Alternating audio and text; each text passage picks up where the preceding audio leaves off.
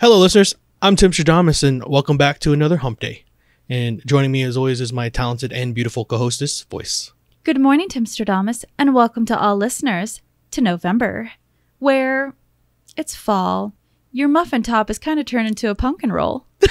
What? Don't you laugh at my muffin top. Both are yummy. That's fantastic. For our new listeners, Voyse and I enjoy reading and talking about stories from the internet that are interesting, funny, and dramatic. Because of our love of stories, we've come together and created this channel to share with you those experiences. And hopefully give you some food for thought. So Voyse, what have you brewed for me today? As your voice continues to get that scratchiness, I have crafted you a black tea with some lemon to help your immune system. I tried to add in a little bit of milk so that it would be palatable, but apparently black tea is not your thing like this. It's still good. It's still like a 2 or 3 out of 5. I think you're trying to be nice with that 3. No, it still tastes good. I love you. You tried. I love you too. It still tastes good. Let's go ahead and delve into these stories. For any listeners wanting to follow along, all story links are in the description below. For our first story, am I the a-hole for telling my sister her childhood is the reason she's not always included in things? I'm 18 female. My older sister is 26. We are half-sisters, as we share the same dad. We are the only kids to our dad. Our dad and her mom were once married. I wasn't born, obviously, and when they divorced, my sister lived with her mom 99% of the time. She grew up 4 hours away from us. I only saw her a week out of the year growing up. She would attend some holidays with our dad's side of the family.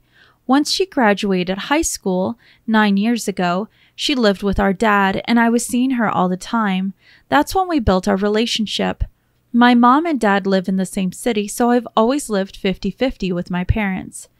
So we have an aunt and uncle on our side that I basically grew up with. Ever since I was 6, I've been staying summers with them out of state up until this year. They also have a son I'm 2 years apart from. They tried to have my sister for summers when she was a child, but because of whatever, she never got to. The past 9 years, my sister is finally around enough, just like I've been my whole life. I graduated this year and had a party at our dad's side attend. My uncle, our dad's brother, booked a trip for us to go to Hawaii, his family and me. And I didn't know, my sister didn't know. I didn't want to bring it up at all. When our cousin brought it up at my party, my sister asked out loud, "You guys are going to Hawaii?" And it became awkward as hell. Our uncle and aunt kind of rushed in a room, and I quickly said yeah and walked away from the topic. I saw my aunt take her in a room and talk to her. I didn't know what they talked about, nor did I ask until my sister reached out to me yesterday. Basically, she said she had time to think about that day and said our aunt told her that she's an afterthought because they didn't get to build a relationship with her when she was young. And because of lost time, things are kind of the way they are. My sister said to our aunt that since she's been around the family more now, it's ridiculous she's excluded over such a thing she had no control over. She told me that she doesn't appreciate them playing favorites and excluding her and making excuses for it. Also, that she didn't care about not going to Hawaii. It's the point. When they claim they wish they were closer, she said that they are potentially putting a wedge between us by doing things like this, and that as her sister, I should know how she feels. I told her this had nothing to do with me, and that our aunt has a point with her childhood being the biggest reason things are the way they are. I also told her she was wrong for thinking our aunt was playing favoritism. She told me it's a shame I don't see an issue with this, and that she looks at me different for siding with my aunt, which I'm not even doing. She said she clearly can't talk to me about how she feels, and it's crazy how I'm siding with someone that really hurt her. Ugh, just drama. Am I the a-hole? Ugh. Yes, just drama. So this story, in my opinion, pretty easy to kind of put together. ROP sounds like a big brat, and she kind of shirks everything her older sister feels. They do explain that there was some distance between them at the start, but then after the age of 9, I think, they start living together. Correct. She says that she's been living and seeing her sister since 9 years ago. That would put her at 9, yeah. There's a rapport there. Your older sister has every right to tell you, of course she would feel hurt. And of course you would know she would feel hurt about not going or being excluded from a Hawaii vacation trip with the family. I'm not certain why you couldn't see that with your sister, unless, again, you're just kind of looking at it through this very selfish lens. I'm sorry that your older sister feels almost very abandoned by everyone she's trying to grow close to. But again, I can't fault 18-year-olds for being 18-year-olds. It's hard to sit there and tell them to experience life when they're still experiencing life. That's exactly what I want to say.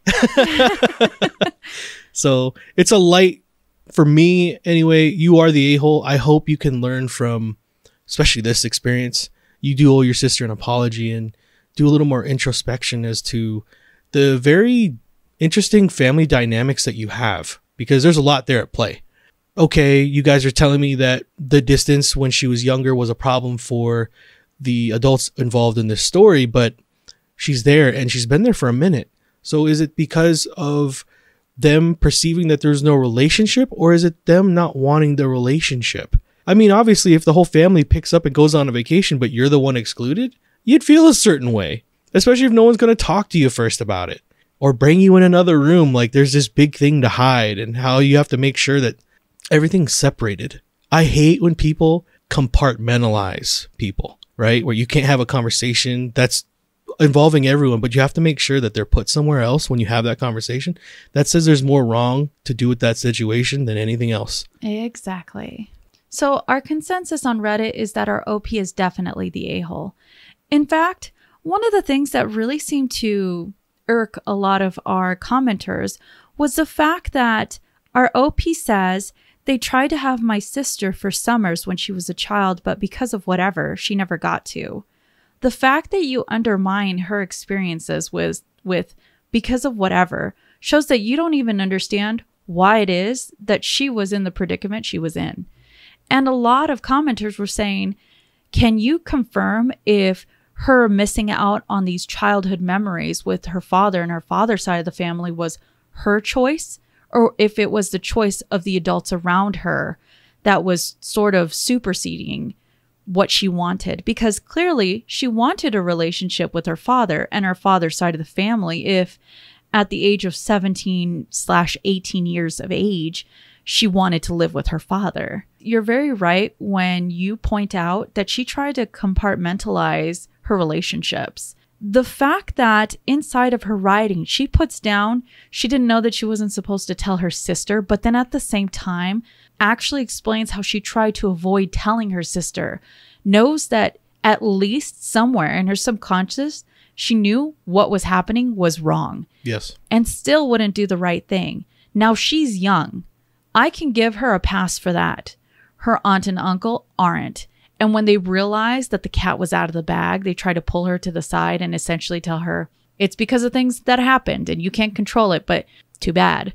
That's a really shitty thing to do. Now, let me go ahead and actually give you an update from our OP that was in the comment section. Please be good. They said, clearly I'm the a-hole, and I have severely apologized to my sister for not validating her feelings.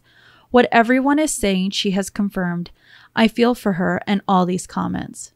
So it's good to know that she was able to take all that feedback and a lot of the concerns from commenters and actually apologized. Well, let's go ahead and waltz into our next story and see what you think about this situation. Am I the a-hole for not staying home for the night with my daughter while my wife goes out with friends? Background.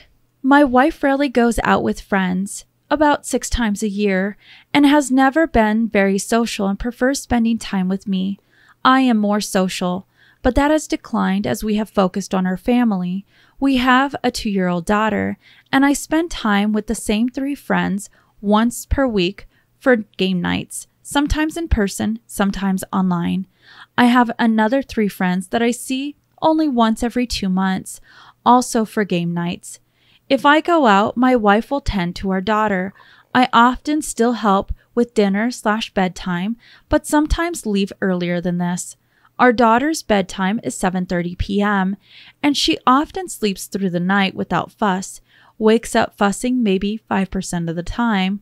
I always offer for my wife to sleep in the next day or something similar in exchange for me going out so that it's not a one-sided thing. The scenario. My wife made plans to spend an evening this weekend out with friends. She would be out from 6 p.m. until late. After she made those plans, I was invited to my friend's birthday thing with my second friend group. If I went, I would be gone from 5 p.m. until late. Last time I saw them was exactly 1 month ago. I brought this plan up with my wife as I wanted to make arrangements for a family member to take our daughter for the evening. She was irritated by this and argued that I should stay home. I have since spoken with family member who is happy to take our daughter at 5 p.m. and have her stay the night, and I have communicated this with my wife. I made it clear that this will not affect her plans at all. I will be responsible for drop-off and pickup of our daughter and will not ask anything of my wife because I understand that this is rare for her to have a night out like this, and so I don't want her to change her plans at all. She still thinks that I should stay home. Her arguments. 1. She says that since she always covers for me, I should also cover for her. 2. She doesn't want to ask this family member to have our daughter for the night because she thinks we ask too much of them. My arguments. 1. I am covering for her as she does not have to change her plans and doesn't have to do anything for our daughter. 2. This family member loves watching our daughter, and my wife is often quick to agree to leave our daughter there for sleepovers plenty of other evenings out of convenience. Example, we will be there for dinner and put our daughter to sleep there so we can visit longer. Then we will leave her there for the night. So I don't see why this time it's too much to ask. I feel like she wants me to stay home as a form of punishment for going out more frequently than she would prefer. Punishment feels too strong of a word. I don't think there is any major resentment behind this or anything. I just don't know how else to describe the feeling. So, am I the a-hole for making plans to go out the same night my wife also already had plans to go out, even though I am covering all arrangements for our daughter for the evening? Edit. Not sure why everyone thinks I'm planning on getting drunk, but I would not be drinking if I went to the birthday. I would also be the on-call parent and would tend to our daughter in case of any emergency. I use the word cover to describe solo parenting, as that is the word my wife used when we spoke. Neither of us are the type to call parenting babysitting when it is solo.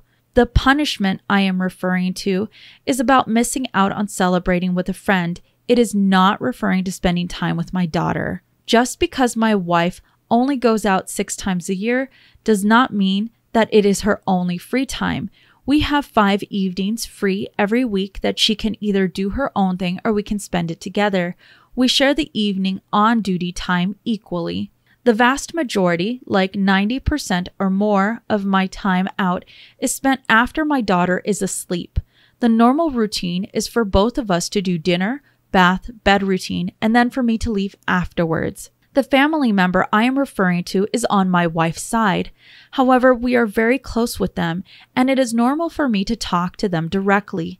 They feel just as much my family at this point as they are hers. The family member is also very experienced putting our daughter to bed without us being there. Lastly, my daughter has her own room at this family member's house, as well as another's. This is because they care for our daughter on the 3 days a week where both my wife and I work, so we don't have to pay for daycare.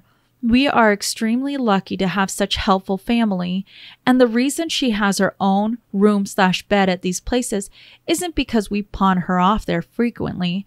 It is because she naps at these places 3 days a week, and on occasional evenings. Both family members are empty nesters who admittedly love caring for our daughter and other younger family members. We try to compensate them, but they often refuse, and they even go so far as to ask to have our daughter over. Am I the a-hole? What a very detailed and long story. It is. So it sounds like ROP is very fortunate to have, it sounds like 2 sets of grandparents that really love their grandkids. Oh, yes. Because normally people wouldn't have a bedroom for a child that isn't theirs at the home. Especially when you know that that bedroom is for a lot of the other younger kids in the family. Yeah. He says it though, they're empty nesters. So obviously they're older. That's why I presume that they are the grandparents. So lucky for them that they do have the parents they do to watch their child 3 days out of a week. And occasional evenings on the weekend. Now you can get where the wife says it, that they already ask a lot of the grandparents. Now he's telling us though that they love it. This is what they want to do with their time. They're not forcing anyone into anything. Going as far as saying that they even ask for their grandchild. Given all of that, we'll get into what is interesting to me anyway. He says that his wife doesn't go out very often. She's about to go out with her friends. He, in return, is now being invited to a birthday party. And he wants to go, obviously. It's a birthday party. I get that. Here's where it gets sideways for me. He says that his wife is telling him that because she watches their child when he goes out, that he should be the one that stays at home this time. Even though it sounds like he's made arrangements where no one's missing out on anything. And in fact, the grandparents get to spend another night with their grandchild. Why would that be happening? Where he's thinking that his wife is punishing him. I think this is something that I can honestly relate to. My feelings and my brain often work at odds with each other. I know when I feel something, and I can definitely understand that it is an irrational feeling, very on that moment, and hard for me to gauge why it is that I feel the way that I do until I have to sit and truly reflect on it. I can understand it from his wife's point of view. If he goes out way more than she does, and this is one of her few times that she does feel comfortable with going out, it might feel unfair that where she's stayed at home and covered, that suddenly she has this time out and he's not staying there and actually covering to make sure that the baby's being watched over while she's enjoying her time out. Could I ask then, Mm-hmm. why would that be a problem if she's done it to herself? She's chosen not to go out and do these things. He doesn't say that he forces her to go and do it. Correct. My logical sense says if everything's being covered nicely and it doesn't seem to put anybody out, then it's fine to go ahead and do it. Now, I think where the true crux of it is I wonder on one of two fronts. The first, does she become a little more worried when she goes out to do something if their baby's not with him? See, that's where he fills in the gaps, and that's why I didn't have that question, was because this is something that they've trusted with the grandparents 3 nights out of a week, and then sometimes more than that. When they have dinners or they're staying over late, they let their daughter sleep there, and then they come and pick her up the next day. We're not even at that type of worry because he's never displaying that they're untrustworthy or they're the last resort. This is the first place they go. So now comes my other thought on this whole situation. A lot of people presume that extrovert and introverted people require the same things. And that is never, ever true. Our OP sounds very extroverted. He seems to like to go out and meet his friends. He likes to enjoy the out life. And his wife sounds very introverted. Now, introverted doesn't mean that somebody just likes to be in the home and that that's something that they are okay with filling the role to. It sounds like he needs to find out what it is that she needs that would make them feel like they are getting what they need evenly. Because for me, hearing that she's only going out at most 6 times a year doesn't mean that she's meeting all of the requirements to feel like she's getting the proper her time. Because he's meeting his requirements and he's happy. But where his is very straightforward, hers might not be that way. And a lot of introverted people need very different things. It doesn't mean that she needs to go out and meet friends or be with friends. It means that she needs something extra because she's giving him more than what it feels like she's probably getting from him. And I can get that, but I still don't understand when all things are even here. On a night where they both have something going on, when they have an excellent support system in place that wants the grandchild there, why is it okay to shame somebody in that moment and go, I always watch our child when you're out. Why can't you just do this one night? When we're talking about it's a birthday party with well in advance, right? This was a planned thing over a month, I think he says. So it didn't come up all of a sudden. They both knew what was happening. So why is it then okay to, outside of, the only thing I can really come around to is that maybe that's her passive way of telling him he doesn't spend enough time with their daughter.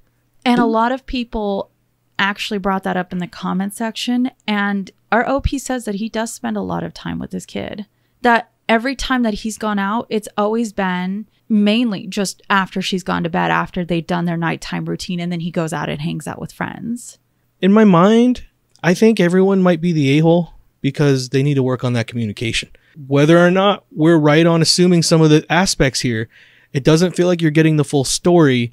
And of course, everything's roses and rainbows through ROP's eyes because his story contradicts everything that ROP's wife is acting out right now. Well, the consensus on Reddit was honestly fairly split, but just a little bit more towards the you're the a-hole side. Personally, for me, my feelings go back and forth between the no a-holes here and the everyone sucks here. And only because, for me, the no a-holes here feels like they're just growing. And this is just growing pains. They have a 2-year-old. This is, I feel like, probably the first time that something seems to have blindsided him. And if she never properly communicated with him, of course, for him, he'd be trying to rationalize what's going on.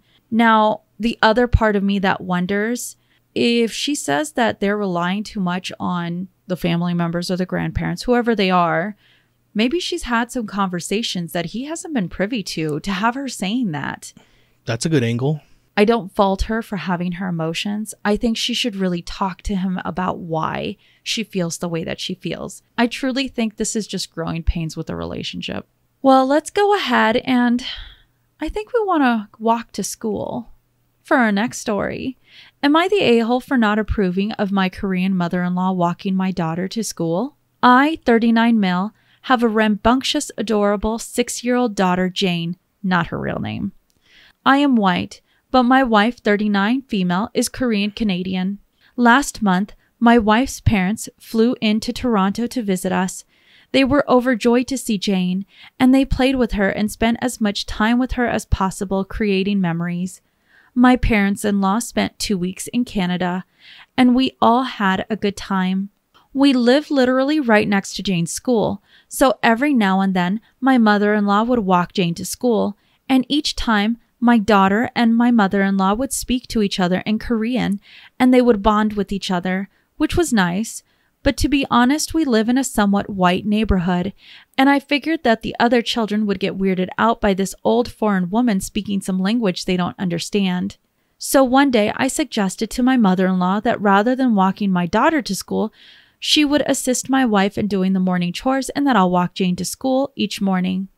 My mother-in-law and wife both had no problems with this. They just said, whatever. Anyway, my wife's parents are now back in Korea once again. A few nights ago, I was laying in bed with my wife in the dark, casually chatting with her, and we started talking about her parents' visit to Toronto and how sweet it was. While we were talking about this, I mentioned that I didn't want to embarrass Jane by having my wife's mother drop her off at school every morning. My wife just froze, and she turned the light on, and she asked me if I knew how insulting I sounded. We didn't get into a fight or anything, because Jane was fast asleep, but we had a bitter argument, and my wife grabbed her pillow and went downstairs to sleep. If I am the a-hole, would my wife also be the a-hole for getting way too insulted? I'm flabbergasted, and I don't even know what that means. I know what it means. It's just a funny saying. I like how you had to say I know what that means. So, I guess you're going to win it. You are our wiener jacket of the week. Because not only do you not think you're wrong, you also think your wife is wrong for her reaction to you. Everything you described to me was amazing. Your daughter has grandparents that love her. And for a grandparent to walk a kid, I think it's symbolic throughout like all culture. I've always seen that displayed. It's kind of a torch passing. You know, it's something we all can identify with if you've gotten lucky enough to be able to walk with your grandparent. So it's very gross that our OP feels very ashamed of his wife's heritage. He says that she is Korean and Canadian? Yep, Korean Canadian. I don't care what other people think. It's not how other people think that should dictate how you treat your family. You're disgusting. It sounds like your wife and her mother are very kind-hearted souls because they had no problems. They didn't think ill of what you asked. They're not looking at the world the way you are. In my opinion, OP, you are 100% the a-hole. And just to make sure I clarify this, in no way, shape, or form is your wife even kind of an a-hole. In fact, she took the high road with you. Well, the consensus on Reddit is overwhelmingly our poster is the a-hole. I can't believe that throughout all of what he's saying, he's essentially saying that he's embarrassed for half of what his daughter is and 100% of what his wife is. In my mind, that's all that goes back to. There really isn't much to add to that. Well, let's go on to our very last story of the day. Am I the a-hole for asking my husband for a semen analysis before we got married? My husband and I have been married for 10 years, together for 2 years before that, so this came as a bit of a surprise when he recently brought it up. We were in the middle of a small argument, and he brought up how hurt he had been that I had asked him for a sperm test when we got married. To clarify, my husband had had to undergo chemotherapy for a while before we met, not cancer, and we were told that this could possibly affect his sperm count and our chances to have children. While I loved him very much, we had been together for around 2 years at that point. I wanted children more than anything. He knew this from the very start, that it was a deal breaker for me not to be able to have children. I constantly suggested we both go get tested, but he didn't really care about kids at that time, so told me not to bother going. But I still wanted to go together. He ended up going, and I was told he would be able to have children, but it seems he hasn't forgiven me for asking him. To clarify, I had been asking almost from the start of the relationship when I found out he had done chemo, and he was always just brushing me off. Now we have 2 amazing kids, and he loves them so much, but maintains that I was wrong to hurt him that way, that my asking him suggested that I didn't love him enough to marry him if he was infertile. To be honest, I hadn't thought that far ahead. At the time, I just wanted to know what our options were before worrying too much about it. I also told him that not being able to have children would have made me extremely unhappy in our marriage, and that I would have always wondered what if. His response was, what if I was the one who wasn't able to have kids? And in my mind, I completely understand his point of view, and I do feel like I may have been an a-hole. So tell me, Reddit, was I the a-hole? P.S. Please be kind. So let's crack this one wide open because there's a lot. We'll start with the fact that there's a lot of double standards in this. Because if we turn this story around and a male was asking this from a female, he would 100% in my mind be labeled a giant a-hole. Oh, yes. A lot of the comments would have said that there's more to a woman than just her uterus. And that's basically what I'm trying to get at here. But there is a difference. ROP says that they're not married yet. This is 2 years into a relationship, but no ring. No ring. So there's no huge overarching commitment yet. Correct. And a lot of the stories I know I've heard in the past, especially when it comes to males doing this, is they're already married.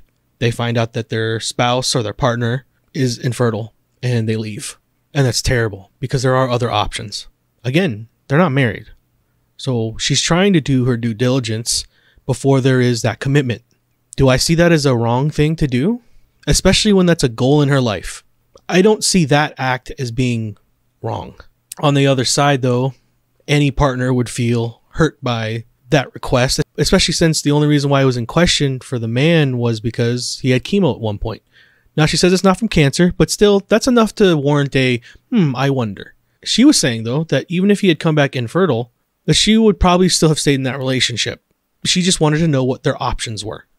Correct. Now, saying and doing that are two very different things.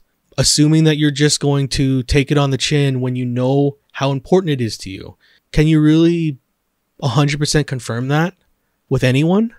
No. And that's where I have to, in my mind's eye, I have to say that you're a little bit the a-hole. Because I don't believe what you're requesting is wrong. The knowledge before you go into that big commitment. I get that. If your goal is to have biological children, and that's something you feel you need to be happy in your life, and unfortunately the person you're with right now cannot give you that. Is that so wrong when you know that those are the requirements that you need for your life? Especially when you're not married? No. Does it make you a bad person? I don't believe it does.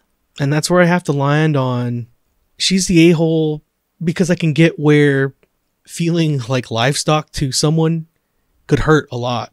There's a lot of gray ground here, isn't there? It does really give you some pause, because I can get how hurting a partner with them and making them feel like, well, hey, by the way, if you can't deliver on these things, I'm not going to be around. Now, she can say that she'll be around, but they never got to that point. They were able to have kids. I, as a partner, would be saying, oh, I'm so thankful that we were able to do those things. But in the back of your mind, would there not be that little scratch saying, maybe the only reason why we're still together is because I was able to deliver? Would you ever feel fully loved for you? That would be awful. And it is a terrible dance to have to do. I understand how lofty it is and how little time people really have to make those type of decisions, especially when it comes to creating a family. But in my mind, you're definitely a little bit the a-hole for how this went down. So the consensus on Reddit was you're the a-hole, but just by a scratch. Okay.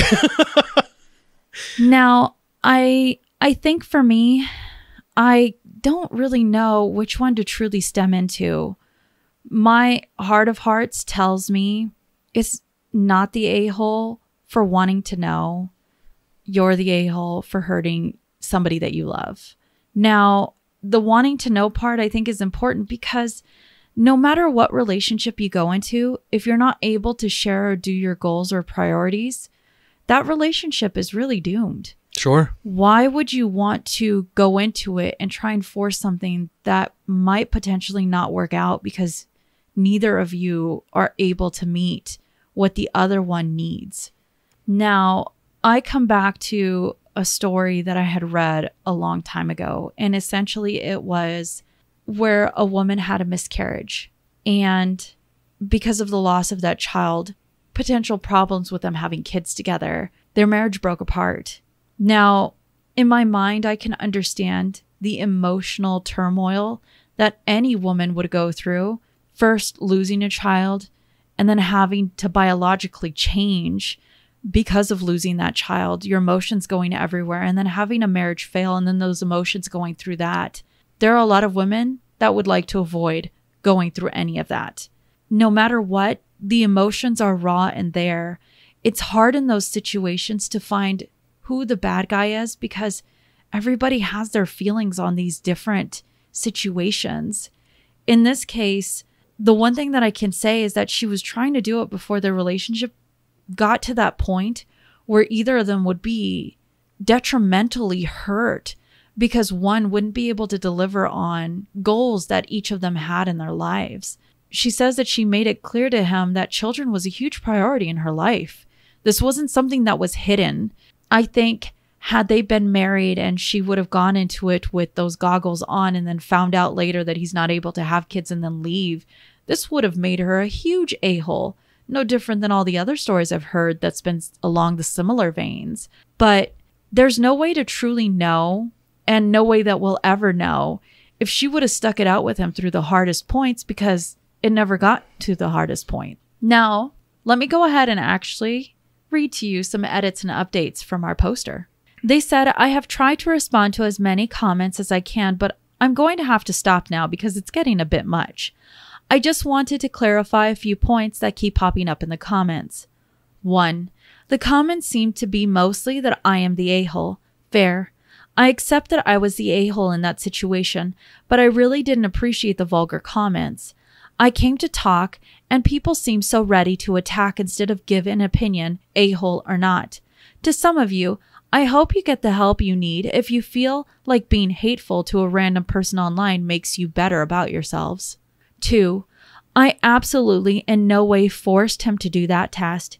He had every right to say no. I asked multiple times over the 2 years, including trying to talk about it multiple times, and he always brushed me off until he didn't. I also complained, understand now after talking to him why he brushed it off. 3. My husband absolutely understands why I asked him. just like I absolutely understand why he feels hurt. I have already apologized and we have talked about it like adults. He harbors zero resentment towards me and does not think I'm a disgusting person. 4. For everyone who suggested counseling, we did the healthy thing for our marriage and started counseling early on because we believe all relationships have issues and we wanted to tackle everything head on from the start and learn how to communicate in a healthy way. This is just something he never mentioned before. 5. I am absolutely grateful for everyone who took the time to comment, whether in a constructive way, both a-hole and not the a-hole, and those who were trying to be hurtful and less constructive, because it reminded me that we are all people going through our own thing. I am not hurt by these comments because I try to be a better person every day and do the best I can for my family. I wish you all love in your lives. 6. We are not defined by the mistakes that we make. For people insulting me, come on, grow up. You have every right to your opinion, but calling me disgusting and vulgar and surprised that he would marry me? Someone even suggested that he should have hit me. That one made us both giggle a little because of how unhelpful it was. 7. My husband and I come from very different cultures. In mine, as I mentioned in one of the comments, we do not have children before marriage. Absolutely no judgment to those who do. And we do not get divorced except for infidelity and infertility. That's why I told him we should both get tested, and it absolutely would have been 100% fair if he had ended the relationship after finding out I couldn't have children and he wanted them, because we would have wanted different things. 8. My husband did not have cancer. He underwent chemo because his appendix had ruptured, and as a result of that, they had to surgically clean inside around that area. Sorry, I don't know what that is in English. He had some growth, and they decided to shrink it with chemo instead of attempt to remove it surgically for a couple of reasons. And no, he did not consider storing his sperm at the time. This was years before we met. 9. Finally, a lot of people suggested that there were many other ways to have children. I asked him after many people commented. We've been reading a lot of these together. If he would have considered a sperm donor, firm no from him, and call me backwards, but I do not want to carry another man's child. Where we live, adoption is pretty hard and could take many, many years if ever. It is an emotionally turbulent experience. An IVF is out of the question, both financially and emotionally. I watched a very close friend suffer through 11 years of IVF, which never took until it did, and they had a severely disabled child. And to say she, her husband, and her marriage suffered would be an understatement. It's easy for some people who have never seen this firsthand to think they know what they are talking about. Thank you, everyone, for commenting, but I will no longer be responding to comments. I have a cake to bake. But yeah, I appreciate the thoughtfulness in her responses because this is a very nuanced and very difficult subject. It is. Well, was that our last story? That was our last story. You picked some really good ones for Wednesday. I did. I tried to get ones to really have us think outside the box. It definitely stretched my brain. Well, as our stories come to a close, don't forget, you see in the world what you carry in your heart. If you have enjoyed listening to us read and talk about today's stories, please rate, subscribe, or follow and turn on notifications for new content. We are regularly posting on Monday, Wednesdays, and Fridays. We would also like to thank all of our patrons for your support. Yes, love every single one of y'all. And we appreciate it. As always, listeners, we look forward to hearing your opinions in the comments below. What did you think about the stories today? And remember, if you post it, maybe I'll start feeling better.